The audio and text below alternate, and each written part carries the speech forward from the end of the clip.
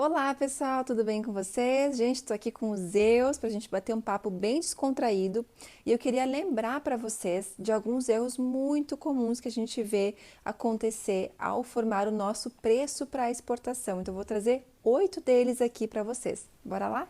Primeiro lugar, gente, primeiro erro que a gente enxerga muito e que a gente também já cometeu em algum momento é confundir os Incoterms Ex-Works, EXW e o FCA. O que acontece? Muitas vezes o exportador pensa assim: eu não vou pagar nada de despesa, eu só vou entregar a mercadoria, vou deixar a mercadoria aqui na porta da minha fábrica para o importador se responsabilizar pelo resto.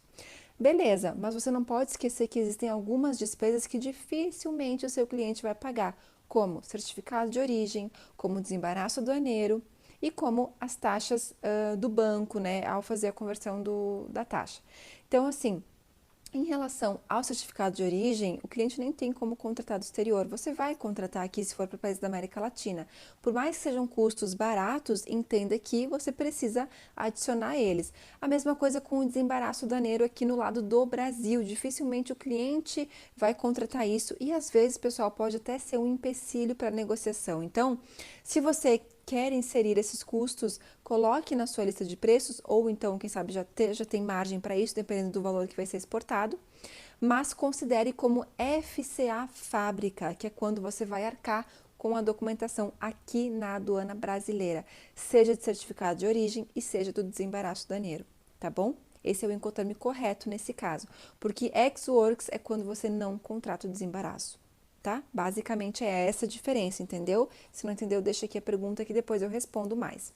Segundo erro muito comum é a conversão do dólar e esquecer que a Petax não é o que você vai pagar de fato quando vier o fechamento do processo.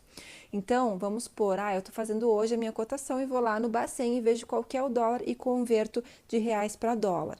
Gente, quando você for fazer o contrato de câmbio, o recebimento dessa mercadoria, o banco não vai te pagar a taxa Petax.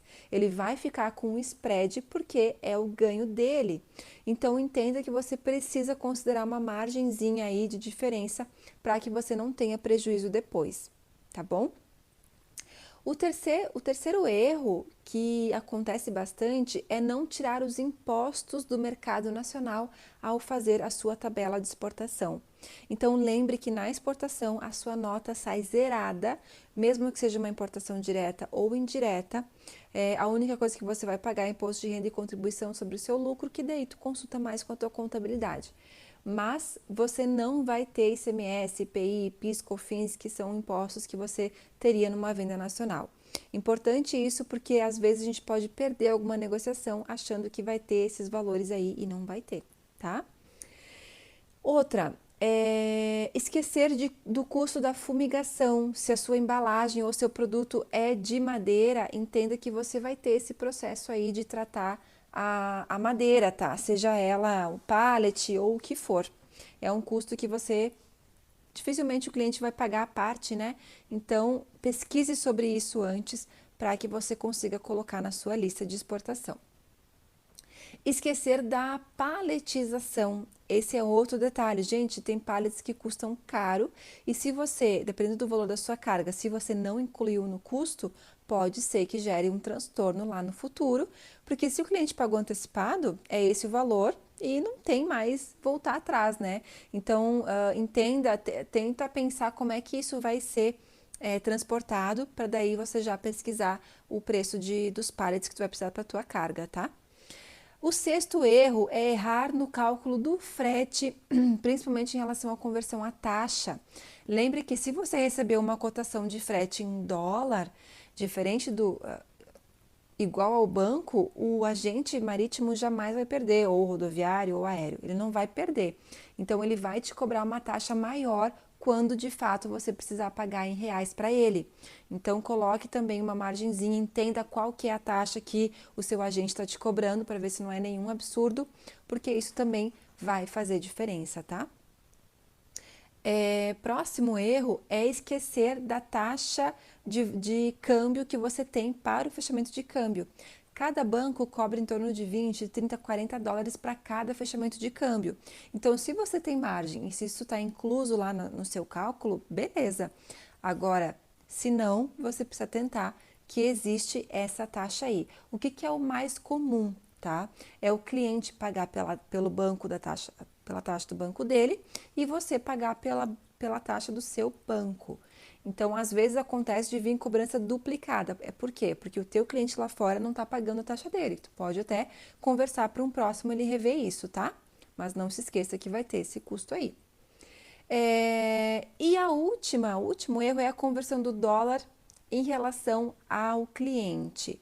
Muitas empresas pensam assim: eu vou ganhar, eu vou tirar minha margem na conversão do dólar e vai lá e considera uma taxa incrivelmente mais baixa para conseguir ter lucro na variação cambial. Gente, pode ser que o seu cliente esteja analisando essas variações de taxa e que ele queira entender mais a precificação. Então, se isso acontecer, poxa, vai ficar muito feio, vai ficar muito chato para o seu cliente. Daniela, mas eu quero ter certeza se o dólar não vai mudar. Gente, existem outras formas de fazer isso. Entenda que se você de fato concretizou a exportação, tu pode ir no banco pedir uma antecipação ou um congelamento de taxas. Lógico que vai ter algum custo para isso, mas existem opções mais práticas e que não vão desmerecer o seu cliente lá fora, que ele não vai se sentir abusado de alguma forma em relação à variação cambial, tá? Então, são esses os 8 principais erros que a gente vê acontecer na formação de preços de exportação. Espero que tenha te ajudado, espero que tenha feito sentido para ti. Lógico, esse é um vídeo super rápido, mas pessoal, se você tiver mais dúvida, deixa aqui nos comentários que a gente faz um vídeo falando só dessas dúvidas que vocês têm, tá bom? Um beijo, fiquem com Deus!